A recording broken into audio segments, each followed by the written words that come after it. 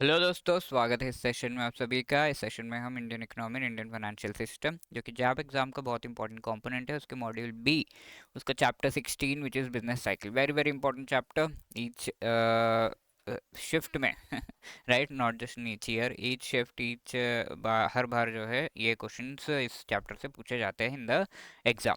So you should be very much thorough with this particular chapter. Recovery phase of business cycle is a topic जो हम यहाँ पे discuss करने वाले हैं। बाकी फेजेस हम पिछले सेशंस में डिस्कस कर चुके हैं। Before moving ahead, let me remind you, अगर आप लोग जैब एग्जाम की प्रिपरेशन कर रहे हैं, then the quickest easiest simplest way to qualify it is to be part of our courses. ठीक है, 4-in-1 मास्टर कोर्स यहाँ पर हम प्रोवाइड कर रहे हैं, जहाँ पर चारों ही सब्जेक्ट्स आपको प्रोवाइड हो रहे हैं।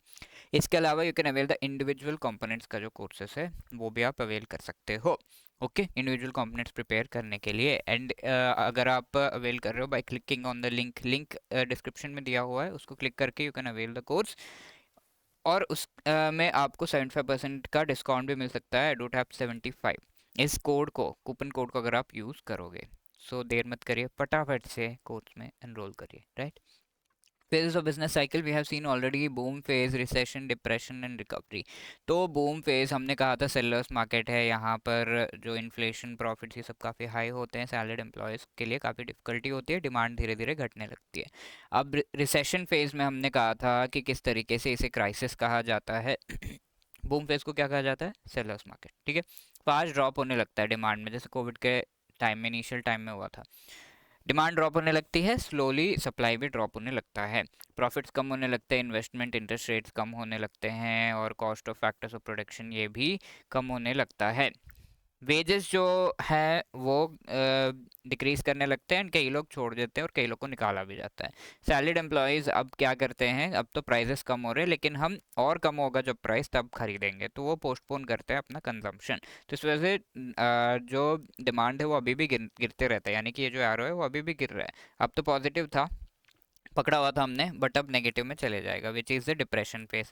तो डिप्रेशन फेज ऑफ जो हमारा बिजनेस साइकिल है, इसमें बहुत ही फास्ट ड्रॉप इन डिमांड। अब ये ग्राउंड जो है ब्रीचिंग, ग्राउंड ब्रेकिंग, ये डिमांड जो है हो चुका है। स्लो ड्रॉप इन सप्लाई यहाँ पर होता है। प्रोड्यूसर जो है प्रोडक्शन को रिड्यूस करने लगता है।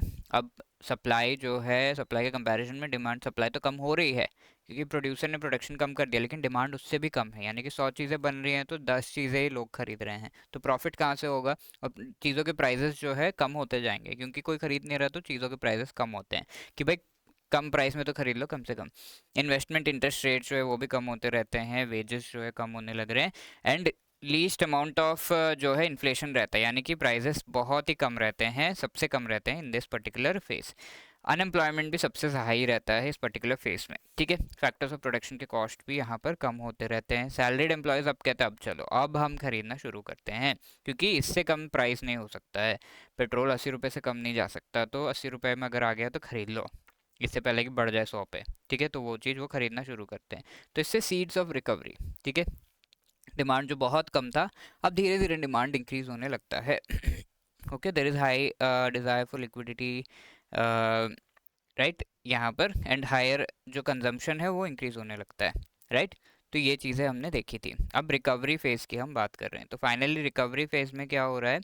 स्लो ग्रोथ होने लगता है डिमांड में। क्यों? क्योंकि सैलरीड एम्प्लॉयज़ ने अब चीज़ों को खरीदना शुरू कर दिया, तो डिमांड धीरे धीरे इंक्रीज होता है, सप्लाई में भी धीरे धीरे इंक्रीज हम देखते हैं। ठीक है, डिमांड या तो सप्लाई के इक्वल होता है या फिर थोड़ा सा ज़्यादा होता है, तभी रिकवरी होगा। रिबाउंड भी इसे कहा जाता है, तो रिकवरी होगा। तो जैसे कोविड के बाद इंडिया में रिकवरी देखा गया था, शॉप्स खुले, रेस्टोरेंट्स खुले, राइट, इन्फ्लेशन प्रॉफिट्स धीरे धीरे राइज होने लगते हैं। तो ये बहुत ही अनोखा एक फेज है जहाँ पर इंटरेस्ट रेट्स सबसे लीस्ट होते हैं, यानी कि बैंक से अगर आप लोन लेना चाहते हो, बैंक लोन कोई ले ही नहीं रहा, ऐसे में कौन लेगा? रिसेशन डिप्रेशन में बैंक लोन कौन लेगा? कोई नहीं लेगा। तो अब बैंक क्या करता है, बहुत ही कम इंटरेस्ट, 2% इंटरेस्ट पे ले लो यार लोन, तो बहुत ही कम इंटरेस्ट रेट पे लोन देने लगता है, एग्री हो जाता है। और वर्कर्स अब रेडी हो जाते हैं, वर्कर्स की सैलरी कम की थी ना, अब वो कहते हैं चलो जो देना है दे दो। ठीक है, कोविड के बाद ऐसे ही हुआ था, बहुत कम सैलरीज पे भी लोग काम कर रहे थे। Cost of factors of production भी अब हम कह सकते हैं धीरे धीरे इंक्रीज होता है, तो सैलरीड एम्प्लॉयज़ अब कंज्यूम करते रहते हैं। रिकवरी हो रहा है, थोड़ा रेट्स बढ़ रहे हैं, तो कंज्यूम करते रहते हैं कि भाई इससे ज़्यादा ना हो, तब उससे पहले मैं कंज्यूम कर लेता हूँ, खरीद लेता हूँ इस चीज़ को। ठीक है। तो अब इन्वेस्टमेंट जो है वो भी बढ़ने लगता है, बिकॉज धीरे धीरे डिमांड बढ़ रहा है, तो लोग चाहते हैं कि हाँ इन्वेस्ट किया जाए, ज़्यादा लोगों को जॉब पे रखा जाए एंड देन बढ़ाया जाए। कंजम्पशन भी अब इंक्रीज होने लगता है। ठीक है। लिक्विडिटी की डिमांड कम होती है बिकॉज चीज़ों के प्राइसेस कम ही हैं, तो बहुत ज़्यादा मनी जो है वो नहीं रखते, बट हाँ कंजम्पशन इंक्रीज करने लगते हैं, तो धीरे धीरे डिमांड में ग्रोथ होता है। जैसे जैसे डिमांड ग्रो हो रहा है, next cycle again boom phase में चले जाता है। isn't it? So that is the entire thing. यही पूरा समराइज कर दिया गया आपके सामने इन टेबल्स पे. Now let us try to answer this question. Which among the following can be considered reason? जो रिकवरी फेज है उसके एमर्ज होने का रीज़न क्या है?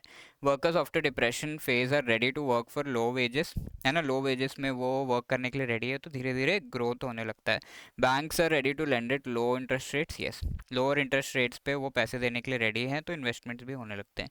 There is an increase in the consumption by salaried class with overall growth, salaried class धीरे धीरे increase करते हैं अपना कंजम्पशन, ओवरऑल ग्रोथ भी यहाँ पर देखा जाता है। तो D is the right answer, 1 2 3 तीनों चीज़ें सही हैं। अब नेक्स्ट क्वेश्चन जो है ये आपके लिए होमवर्क है। Which among the following is the phase of business cycle in which interest rates are the least in the economy? Boom phase, recession, depression, recovery. आपको बताना है in the comment section. Very very easy question.